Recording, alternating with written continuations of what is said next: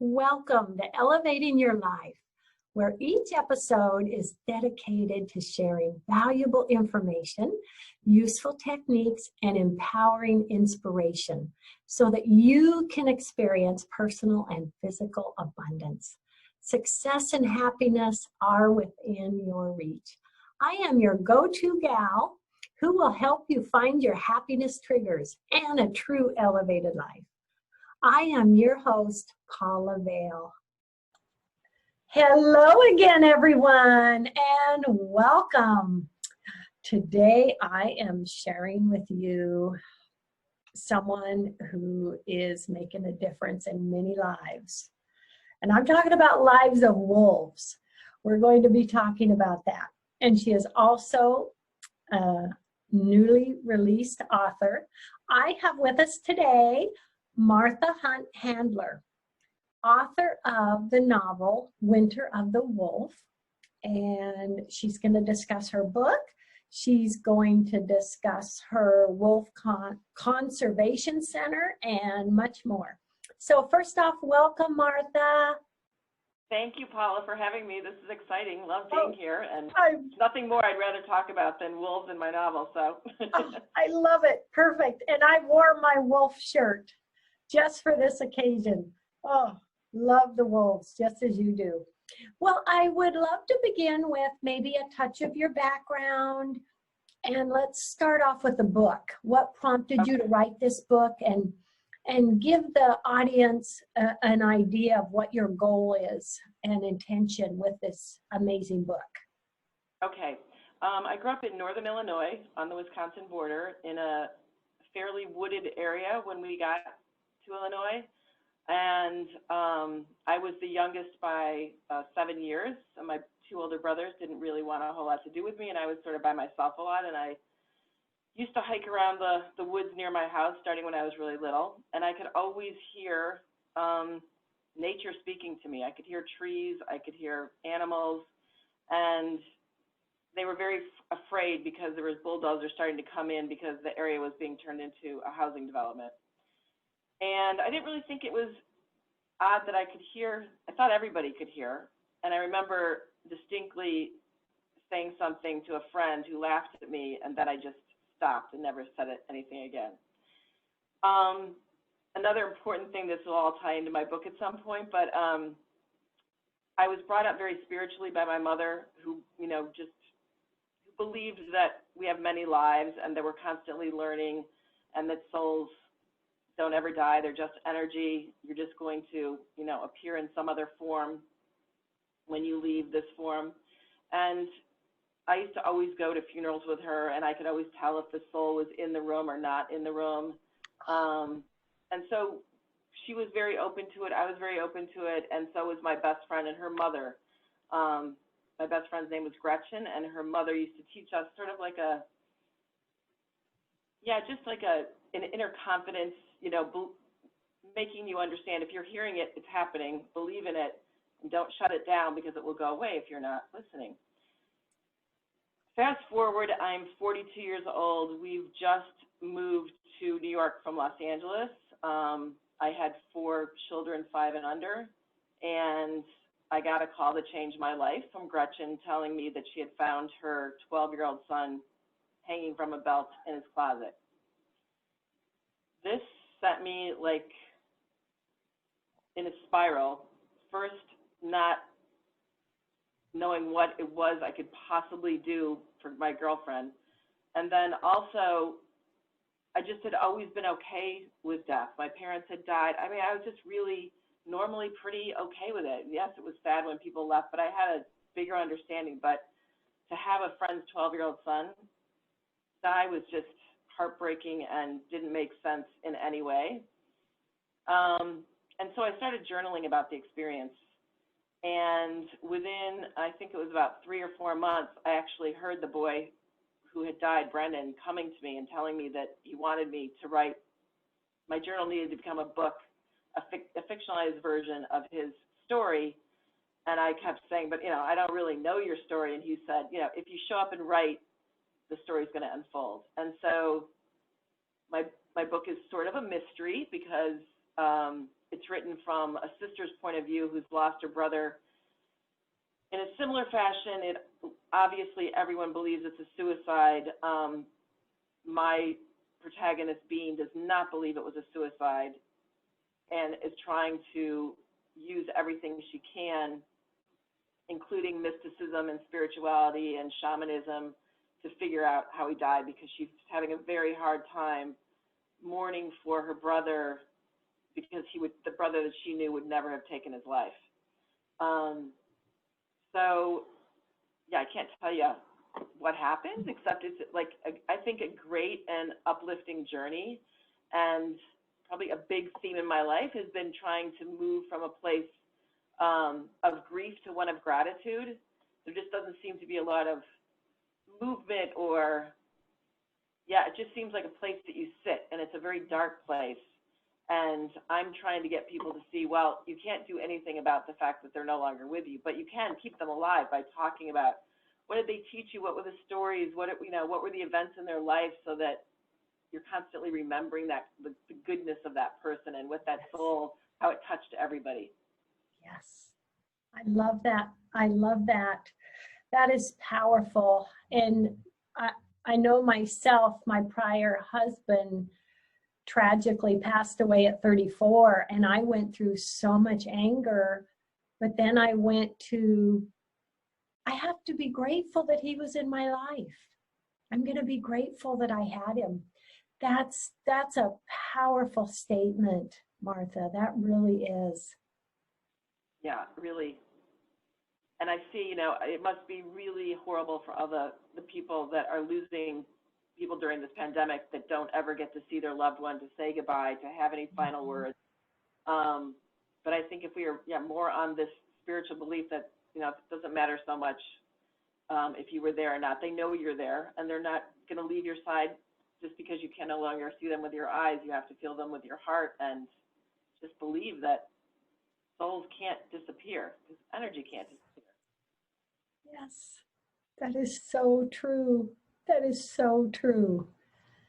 And I think another big theme in my book is about believing in your intuition, because it's very hard for my protagonist.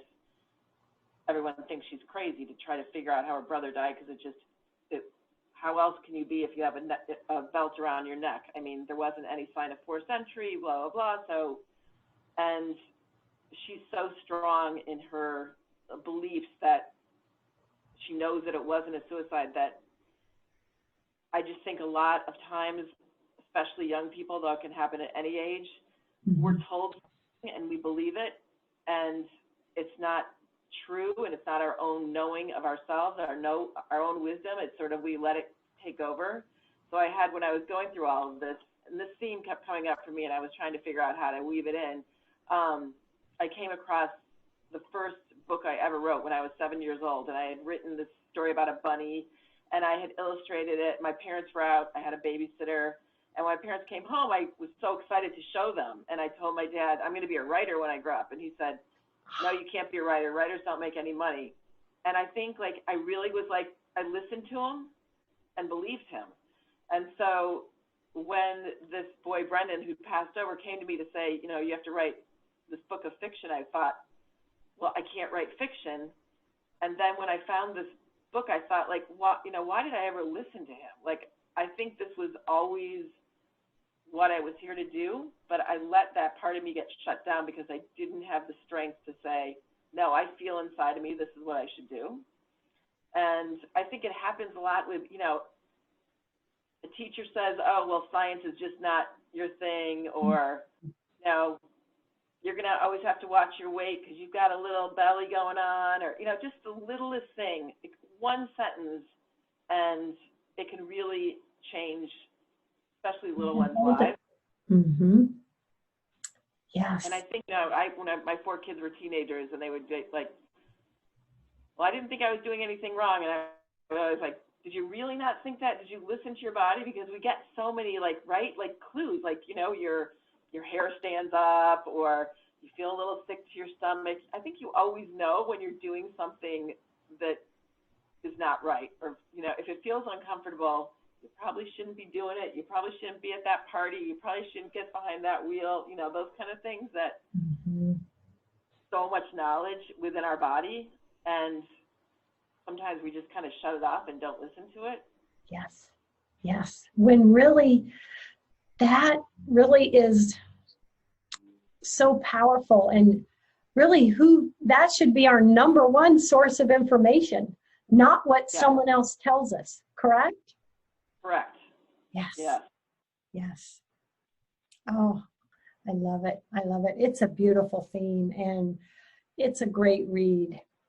And I'm really excited for you that you fulfilled your journey in creating that novel. I want to say congratulations, Martha. Thank you. Yeah, it was 18 years, which just seems like a ridiculous amount of time to write one book, but there was so much learning I had to do to be able to write this book, and going back and remembering that I was able to communicate with plants and animals, and that I could still do it again. And that's who I wanted the boy who dies in my story to be all about. And so there's a belief that, yes, he could be in any animal that's sitting next to me. I just have to start remembering that that could be a possibility and not turning that spigot off. So I think especially now we're all able to like watch some nature get back to what it used to be without us driving our cars and polluting the air. And I know we're sitting up in New York, and I'm usually in New York City, but now I'm at our country house, which is an hour north. And boy, I don't know when, if ever, maybe probably since I was very young, that I could just watch spring unfold every single day. And it's just been magical to be here with my adult children. And yeah, we're having so much fun. Like just in the last week, it was, I guess, the turtles all came to lay their eggs, and we're just seeing the number of holes there are. And then like you come back the next day and something has gotten into them and all the eggs are smashed all over the ground. You know, and then we're like running back like, oh my gosh, what happened? And it's like 80% of them the nest will get destroyed. The eggs will never mature. It's just, nature is like amazing, but it's also really hard sometimes. But we're just really enjoying like having our eyes open to the whole thing. It's been really fun.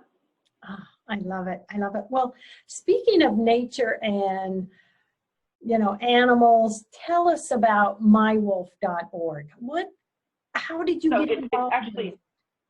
It's NY Wolf. So it's NY. Okay. Can't read my own writing. Okay. So also when we moved here from Los Angeles to New York, we were just getting settled into our rental house, and I started hearing wolves, which I first thought I was completely crazy because they were hunted and poisoned to extinction in the 1800s. They haven't been in New York State for over 100 years. And then my family said, no, we're hearing them too. So I was like, okay.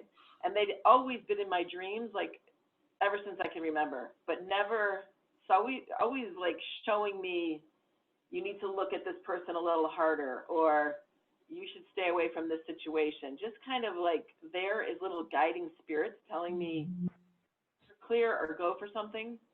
But other than that, I really hadn't had any first-hand knowledge. I lived in Colorado for years, never saw or heard a wolf.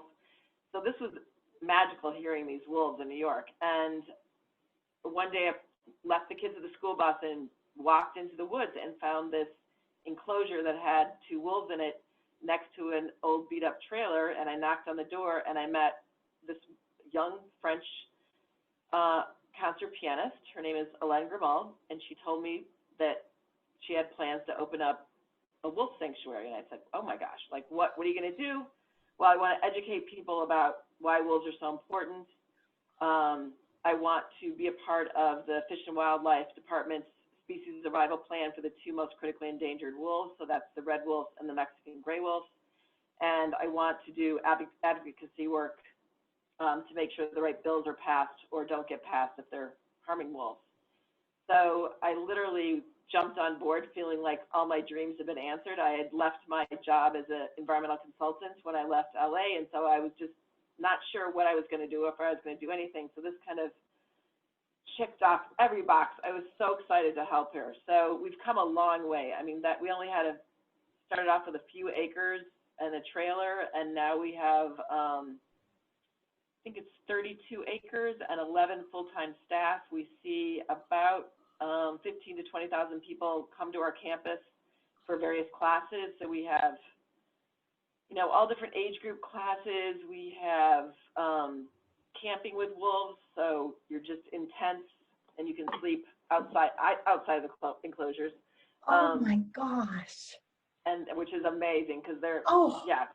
I can imagine. Oh my gosh, I want to do that. Oh my gosh. We have people come from all over the world to do it because I don't think it's done anywhere else. We have like painting classes and photography classes and a summer camp. So lots of things for people to do normally if it wasn't COVID. So we have, I think there's 47 wolves right now.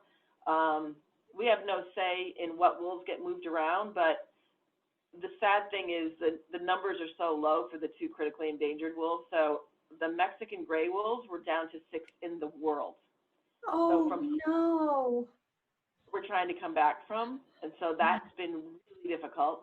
And for the red wolves, it was only 13. So it's a really tough genetic, we have a huge algorithm, like this male has to be met with this female, and they usually get flown around the country to other centers like ours. So that's been a challenge. We now have frozen egg and frozen sperm. We're doing artificial insemination. This was, I think, our 4th year in a row. We still have not had luck, and we're not sure why. Because I mean, it's easy to do the implantation of these devices that when they're ovulating and all that kind of stuff, but it still hasn't taken. So there must be other factors that we don't really know about with wolves. But it's a really special. I mean, I feel privileged to be in the midst of wolves almost every day. And so the only wolves that you will get to see when you come to our center are 3 gray wolves who are not endangered. They never have the chance of being freed to the wild. So there are teaching tools, and you get to sort of hopefully, understand that they're not the way they've been portrayed in Little Red Riding Hood and all these old fables. And that's just like one of the saddest things to me, because Disney is still doing it. Beauty and the Beast and Frozen, and it disturbs me when your job is sort of to educate young people and you're giving them false information. Yes. I have a bumper sticker that says, Little Red Riding Hood lied.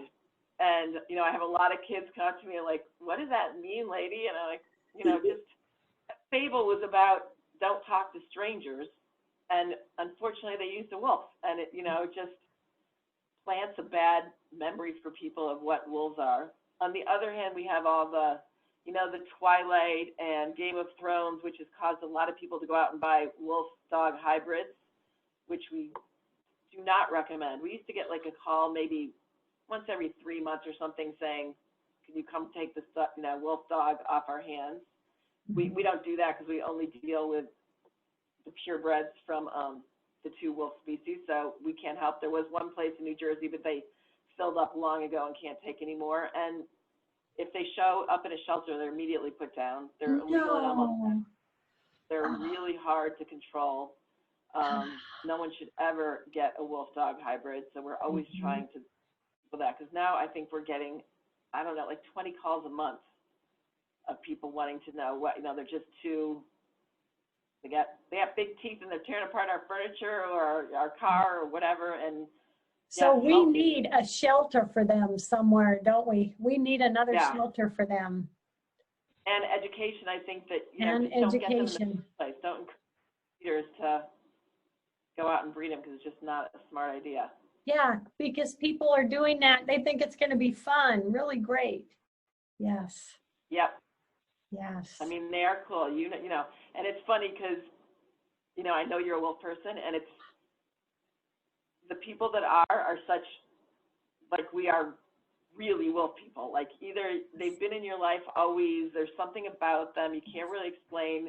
We have so many volunteers and people at our center who just have really funny, interesting stories. Either someone gave them a wolf as a stuffed animal when they were 5 and they, can't put it down ever since, or like the founder of the Wolf Center, Ellen Grimald, she was, I think, having a photo shoot in Florida for an album that was coming out, and someone next door had a wolf dog hybrid that she somehow psychically connected with, and the wolf told her that wolves were in huge trouble, and she decided, well, she was never going to be able to have a normal life given her concert schedule. She plays like over 200 dates a year, and it's all over the world. So she thought, well, this way I could give back to wolves, just build this center and do as much as I can while I'm on the road. So yeah, everybody's just got this unique story of why wolves have touched their lives. Yes. I love, have you seen that YouTube video of how wolves change rivers? No, I'll have to watch that. Have to watch it, Paula, because it's really succinctly, so they're called a tropospheric species when one species that isn't all that large in size causes this huge cascade of other things in the environment to happen. So in 1995 and 96, when wolves were released into Yellowstone after having been absent for 100 years, Yellowstone was really a pretty desolate place. The buffalo and the elk, without any predator, had no reason to move as they were grazing. So they would just overgraze an area completely. So then when it rains, it just floods. It doesn't get diverted into a riverbank because there's no trees to push it into the riverbank. So then the songbirds disappeared because the trees disappeared, and then the beavers disappeared because there wasn't any trees. And it's just this huge effect. All of a sudden, wolves came in, and these animals were acting normal. They were eating a little bit, but they knew that the wolf was around. They knew that they couldn't just hang out. They would nibble, move, and then all of a sudden the trees could start coming back up, and then all these other animals came back, and it actually changed the course of these rivers. So it's a really great video. So I have read something about rivers. that. Yes. It's been viewed like 12 million times, and I'm going to look for that. Or when people, don't really, a lot of people are like, seriously, Martha, I have all the things to do with, like wolves. But when they see this video, they understand it. This is like a bigger environmental cause than just, Yes. And I've always believed wolves, I admire them. Wolves, the love of, their pack, their family, their respect. Wolves are a beautiful example in the world. They really are. They're not something we should dislike and harm. They deserve respect and caring. And it's amazing how many of us people own dogs and then don't like wolves. It just, it's a strange phenomenon. I don't know what that is about. Yes. So what can we as individuals do to help? I know myself, like in Washington, or I sign a lot of petitions. When they, the shooting wolves from helicopters makes me nuts. I'm a big petition signer and activist that way. What else can we do? Can we work with conservation centers, or what can an individual do to help our wolves? That is a really good thing, just signing, like on our website, we're always like letting you know what you can sign petitions for this, that, and the other. It really does make a difference.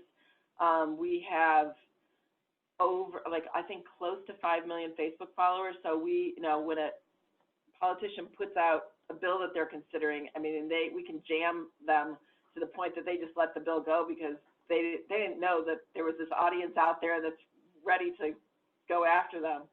So it's, that's a really important thing. Donations, obviously, there's a lot a lot of different centers doing a lot of different things. Yeah, this is really hard for us right now. From like the smallest thing, which is like people are like, what are you worried about? Well, all my wolves are fed the deers that are killed on the roads. So when there aren't cars driving, deers are not being hit, and we're having a strong them. And these wolves can only eat what they would eat when they're released. So, we can't just go give them burgers that someone donates or something. They have to eat. Otherwise, they get a taste for burgers. And so when they're released, they're going to go after cattle, which is the last thing we would want them to do for their own sake. Yeah, so that's one thing. And and we're going to be shut down, I don't know, for a long time, I guess, because we're considered, I don't know, in our state, like phase 4, like a museum or zoo, and they're going to be like the last things to open up. Yes. So I agree with, but it's just great right now. Well, we have just a couple minutes left in the show. Share the website, any information you want to give to anyone, how they can help and learn more, and whatever last words you want to say to us, Martha. So our Wolf website is nywolf, WOLF.org. And we have really cool things on there besides like things you can buy, t-shirts and whatnot. But we also have live webcams of our wolves, which are really fun to watch, and the great like screensaver just to have in the background. You can see what our wolves are doing. That we have them in nearly every enclosure now, so that's a really fun thing to do. My book website is Martha Hunt Handler, and I'll just throw in this little sentence. So someone recently told me that my maiden name, which is Hunt, in Estonia means wolf. So when my book was coming out, I added it. I haven't gone by Martha Hunt Handler ever, but I've now become Martha Hunt Handler because I was like, oh my gosh, that my name is literally Martha Wolf Handler. So I'm like, this kind of works. The book is available on Amazon, Barnes & Noble. Yesterday I just got named from Barnes & Noble one of their hot indie picks of the year. That was very exciting. Anything else? Come visit us in New York once we open. It's really a very special place. We're one of the only wolf centers that has the endangered wolves and an education program. So almost all the other animals for these two species survival plan wolves are held in zoos. So there's no education component. So it's special that we're trying to get people to understand and spread the word. And I think, when you ask me what else to do, I would say, read and be as educated as you can so that when you meet people that are anti-wolves, you can, speak intelligently about what's going on in the state. Give them the facts. Yes, I love it. I love it. And I go to New York City once or twice a year. I am going to come there, Martha. I am. Right. I am going to check it out. I'm really excited because Good. Wolves are my number one. And I think, the message of, educate yourself and learn the facts, not just listen to what's being said. And because they do deserve respect, and what they do, like, the national park example, they do so much for us. Wow. So much. Oh, well, thank you so much. This has been so great. I'm honored. Love, hugs, and blessings. Everybody out there, love, hugs, and blessings. Thank you for joining us. This was so fantastic. And I'm going to end with a woof, woof, or a howl. Come to New York. I love it. Come to New York. Thank you so much, everyone. Bye. Bye-bye.